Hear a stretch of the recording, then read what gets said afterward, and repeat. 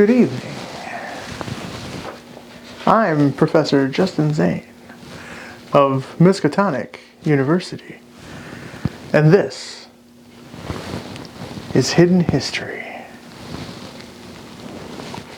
On this evening's episode, we will be dipping into our extensive fan mailbag.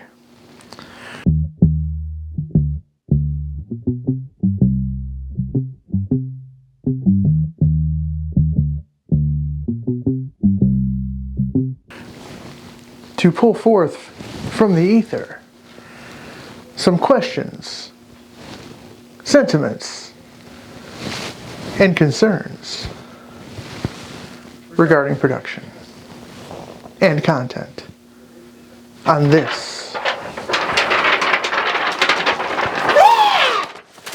Thank you, intern.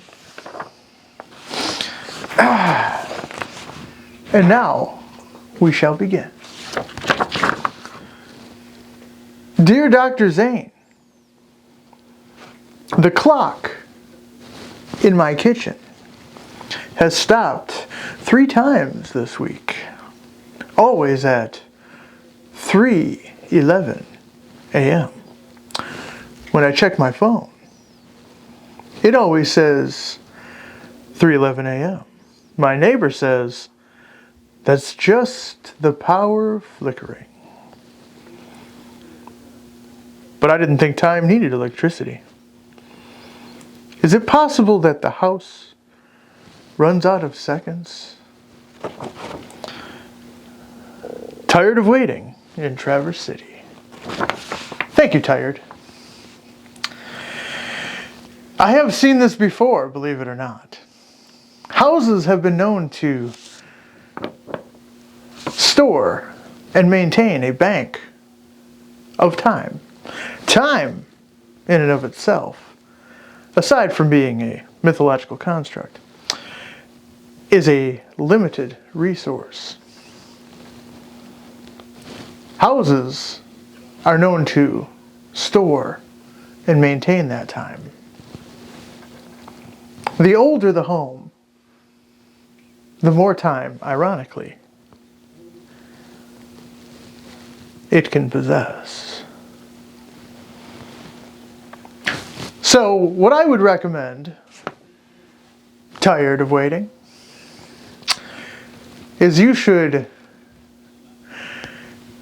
using the same channels that you got us this letter, send us an email, and we will give you the contact information for one Dr. Tick and Talk.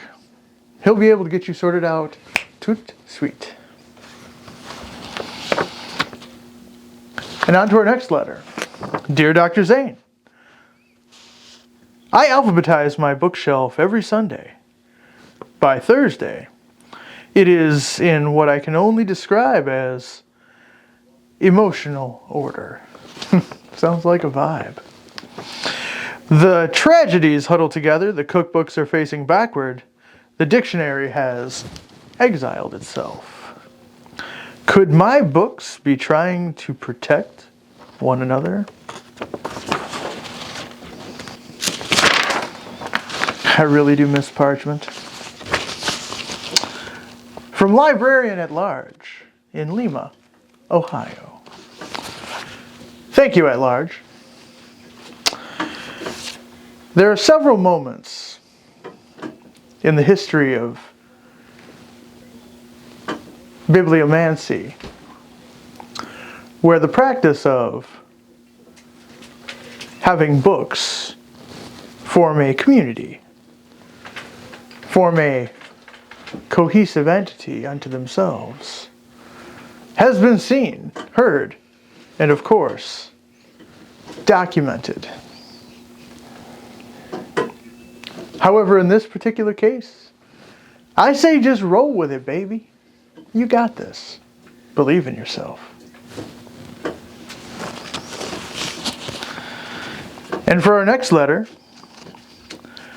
Dear Dr. Zane, I've started having dreams that pause for sponsored messages. They're all for products that don't exist. Soap for ghosts. Dental plans for teeth that remember biting. Who's paying for this airtime? Over subconscious in Omaha. Well, over subconscious, I have one single question for you. How should I know who's paying for airtime in your dreams?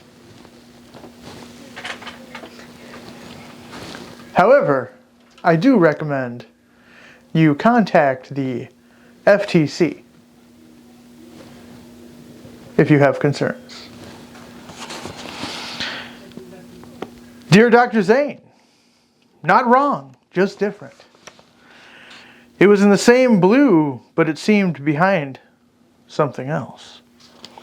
I waved, and the clouds hesitated, as if waiting for direction. Did we get a new sky and no one told us? Well, upwardly mobile in Manitowoc, we did in fact get a new sky. How astute of you to notice. It was in the year 2012, in this timeline. The sky that you knew previously was replaced with another, more different sky. There's no solution to this particular situation. It's just new sky all the way down. Thank you, upwardly mobile. Dear Dr. Zane, there is a man who stands across the street from my apartment building. He waves when I see him. Always polite. Sounds like a sweet chap, honestly. Last night I moved to a new unit on the other side of the building. He is already there. Should I wave back again, or would that be redundant? From concerned, but courteous, in Carbondale. I cannot stress this enough, concerned. Do not ever wave at the shadowy man. But if you've already waved, you better keep on waving, baby. Because he's going to expect his tribute. Dear Dr. Zane, my cat has begun smiling. Not a baring of teeth, not a grimace. An honest smile. Directed toward the directed toward the northwest corner of my living room. I placed a chair there so she'd have somewhere to sit. This morning, the chair smiled too. What's the etiquette for this? Confused in Council Bluffs. Well confused.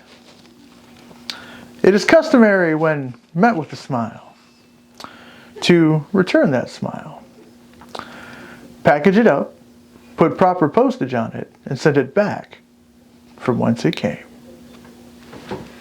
Hope that helps. Dear Dr. Zane, I attended one of your lectures in 2017, or perhaps 1917. You told us that time was shaped like a bowl and that we are all soup.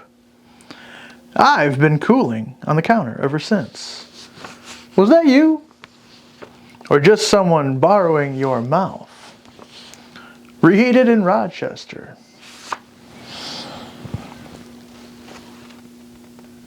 I don't keep active accounts of all of the lectures that I have performed.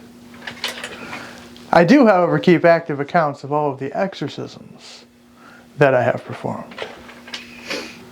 Perhaps you were at one of those.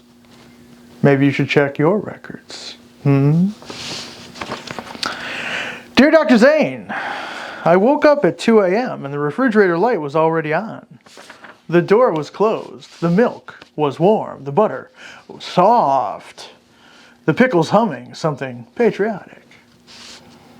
I think it's planning a coup. Refrigerated but not cold in Kalamazoo.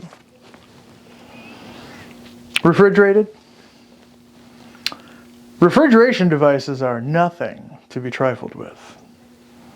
I would recommend you call one of the technological gnomes in the area.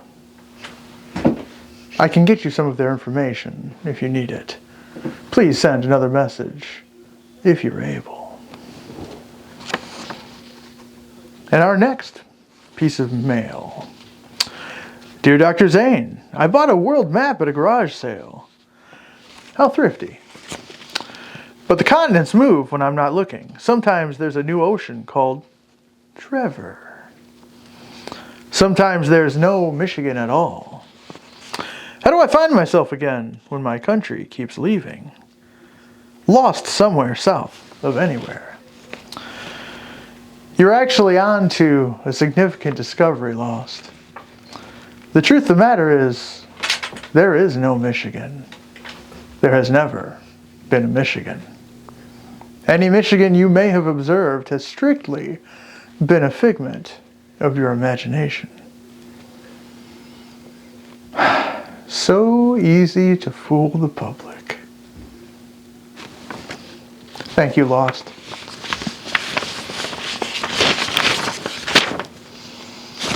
And for our final letter of the evening.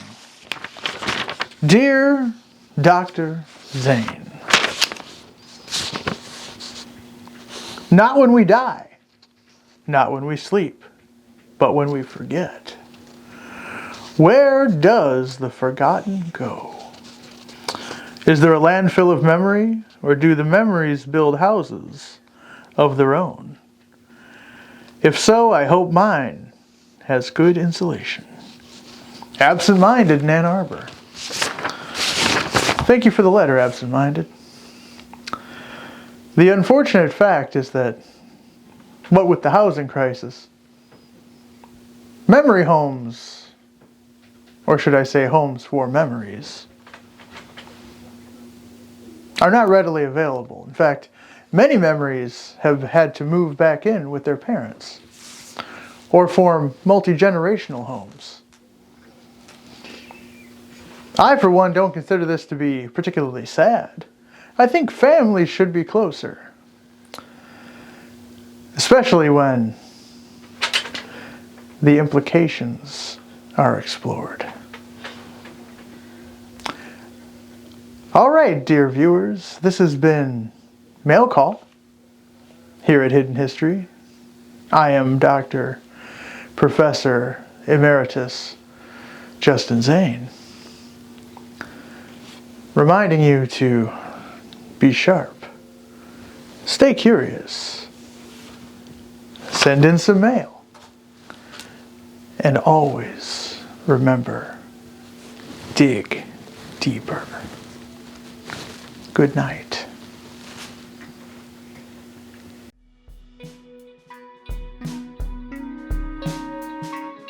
Fancy, where the practice of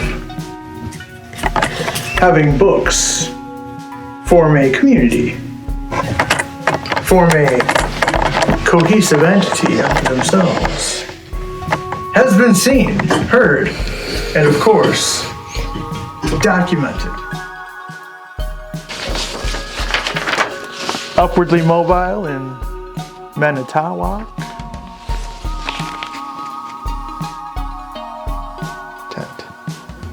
On this. Thank you, intern. Do not ever wave at the shadowy man.